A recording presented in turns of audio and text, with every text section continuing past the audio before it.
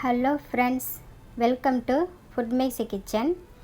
இன்றைக்கி நம்ம கிச்சனில் பரங்கிப்பேட்டை நோன்பு கஞ்சி எப்படி செய்கிறதுன்னு தான் பார்க்க போகிறோம். இந்த கஞ்சி நோன்பு டைமில் நோன்பு வைக்கும் போதும் சரி, மற்ற மாதங்களில் நோன்பு வைக்கும் போதும் சரி, இந்த கஞ்சை எல்லோருமே விரும்பி கண்டிப்பாக வைப்பாங்க. ஏன்னா அவ்வளோ சூப்பராகவும் சுவையாகவும் இருக்கும். இந்த கஞ்சியில் நம்ம வெஜிடபிள் பயிர் வகையெல்லாம் சேர்க்கும்போது ரொம்பவே உடலுக்கு ஆரோக்கியமாக இருக்கும் இந்த கஞ்சி. இதை சொல்லப்போனால் ஒரு எனர்ஜி கஞ்சின்னு கூட சொல்லலாம். வாங்க எப்படி பண்ணுறதுன்னு வீடியோக்குள்ளே போய் பார்க்கலாம். நான் இந்த வீடியோவில் டிப்ஸு சொல்லியிருக்கேன், அதனால் வீடியோவை ஸ்கிப் பண்ணாமல் பாருங்கள். நான் இந்த கப்பில் தான் எல்லாத்தையும் அளந்து எடுத்திருக்கேன். இந்த கப்புக்கு 2.5 கப்பு பச்சரிசி, 1 கப்பு பச்சைப்பயிறு பாசிப்பருப்புன்னு சொல்லுவாங்க. இதே கப்புக்கு 3/4 கப்பு கடலைப்பருப்பு, 1 டேபிள் ஸ்பூன் வெந்தயம். இதை எல்லாத்தையுமே தண்ணி ஊற்றி 3 மணி நேரமாக நான் ஊற வச்சிருக்கிறேன். உங்கள் ஃபேமிலிக்கு தேவையான அளவு அரிசி பருப்பு நீங்கள் எடுத்துக்கலாம். ஊற வச்சு சமைக்கிறதுனால சீக்கிரமாக வெந்து நல்லா குழஞ்சி சாப்பிட நல்லாயிருக்கும். இப்போ நான் ஒரு குக்கர் அடுப்பில் வச்சுருக்கிறேன். இதில் 100 கிராம் மட்டன் சேர்த்துருக்கேன்.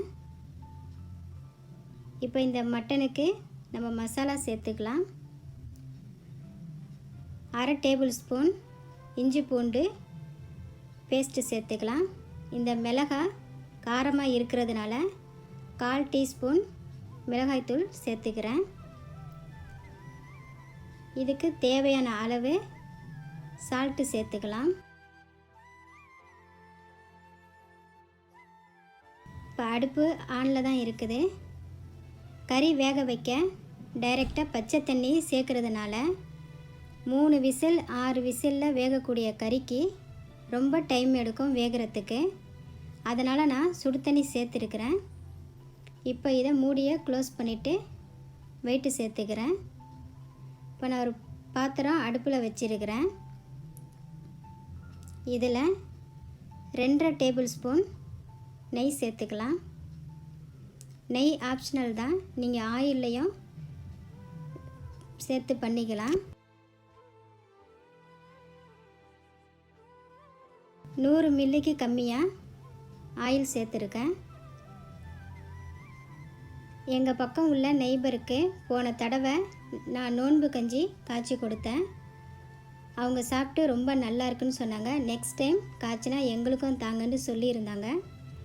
அதனால் நான் பெரிய பாத்திரமாக எடுத்திருக்கேன். 1 துண்டு பட்டை, 4 ஏலக்காய், 4 கிராம்பு இதெல்லாம் ஆயிலில் பொரிஞ்சிடுச்சு.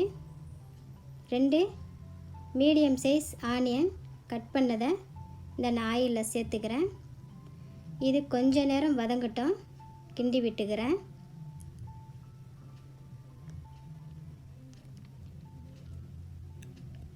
மூணு பச்சை மிளகாய் கீறி வச்சுருக்கேன். கட் பண்ண 2 பெரிய சைஸ் தக்காளி, இதையும் இந்த ஆனியனில் சேர்த்துக்கலாம். சேர்த்துட்டு இதை நான் வதக்கி விட்டுக்கிறேன். 2 டேபிள் ஸ்பூன் இஞ்சி பூண்டு விழுது சேர்த்துக்கலாம்.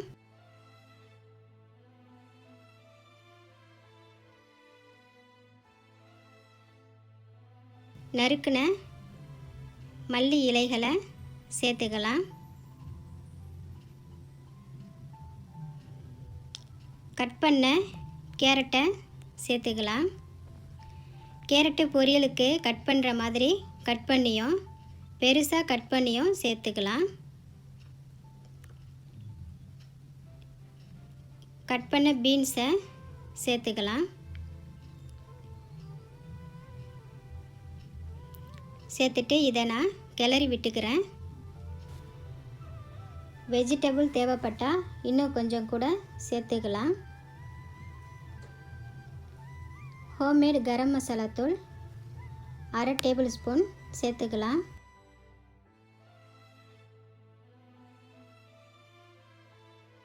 அரிசி பருப்புக்கு ஊற வச்ச தண்ணி இப்போ இதில் நான் சேர்த்துக்கிறேன்.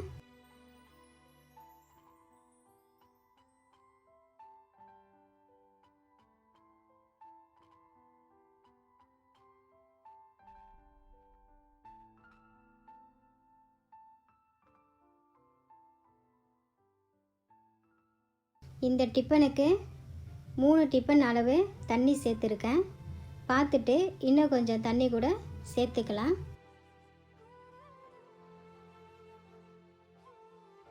இப்போது இந்த ப்ரெஷரை ரிலீஸ் பண்ணிவிட்டு கறி வெந்திருக்குதாண்டு பார்த்துக்கிறேன்.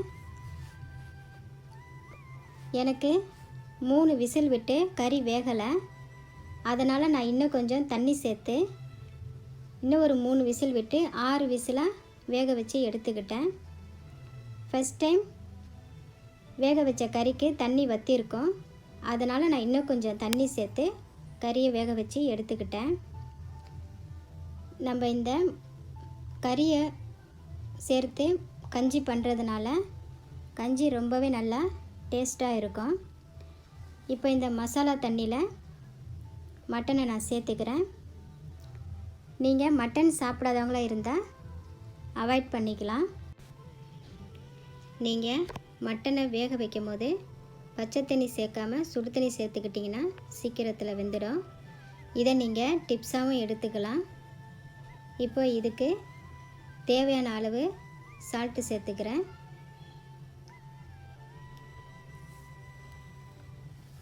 இந்த தண்ணி கொதி வந்த பிறகு அரிசி சேர்த்துக்கிட்டால் சீக்கிரத்தில் வெந்துடும். இப்போ நான் மூடியை சேர்த்துக்கிறேன். இப்போ மூடியை ஓப்பன் பண்ணி பார்க்கலாம். இந்த மசாலா தண்ணி நல்லா கொதி வந்துடுச்சு. இப்போ இதில் ஊற வச்ச அரிசி பருப்புலாம் சேர்த்துக்கலாம்.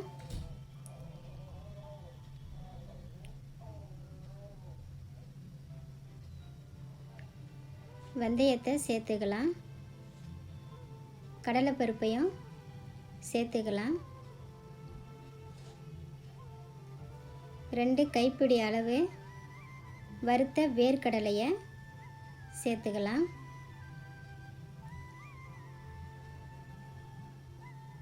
நீங்கள் இதிலையே கொண்டக்கடலையும் ஊற வச்சு சேர்த்துக்கிட்டாலும் கஞ்சி ரொம்ப நல்லா இருக்கும்.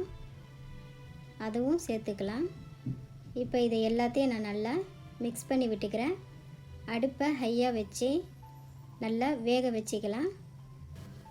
இப்போ மூடி போட்டுக்கலாம். அடி பிடிக்காமல் இருக்க மூடியை ஓப்பன் பண்ணி எடையே கிண்டி விட்டுக்கோங்க. தண்ணி பத்தலைண்டாலும் சேர்த்துக்கலாம்.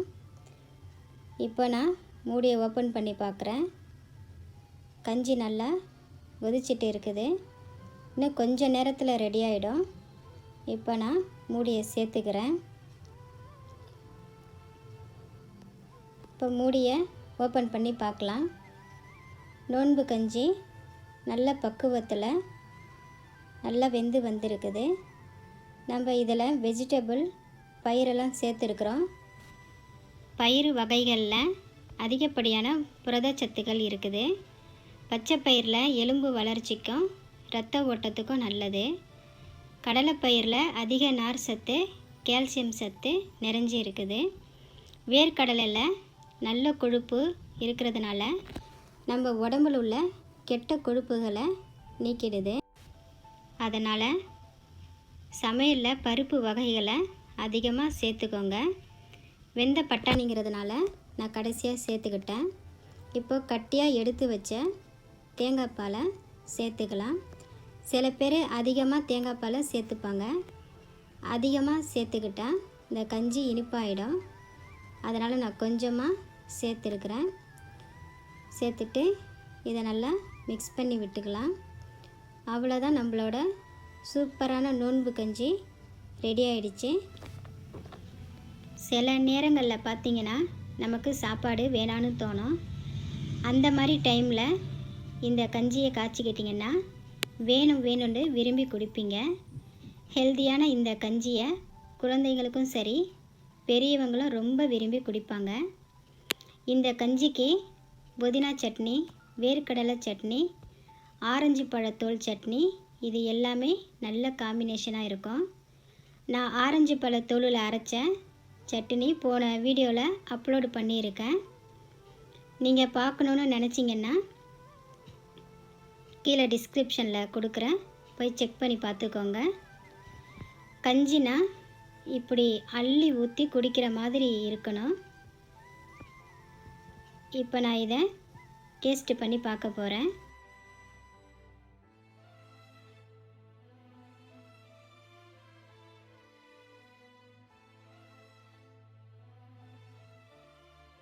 எனக்கு உப்பு, புளிப்பு, காரம் எல்லாமே கரெக்டாக இருக்குது. உங்களுக்கு தேவைப்பட்டால் உப்பு, புளிப்பு, காரம் குடிச்சு பார்த்து நீங்கள் சேர்த்துக்கலாம். இந்த வீடியோ உங்களுக்கு பிடிச்சிருந்தா இதுக்கு ஒரு லைக்கு கொடுங்க, ஷேர் பண்ணுங்கள், மறக்காமல் சப்ஸ்கிரைப் பண்ணுங்கள். ரொம்ப ரொம்ப பிடிச்சிருந்தா ஃபேமிலி அண்ட் ஃப்ரெண்ட்ஸுக்கு ஷேர் பண்ணி விடுங்க. மீண்டும் ஒரு அடுத்த வீடியோவில் சந்திக்கலாம். Thanks for watching Food Maxi Kitchen.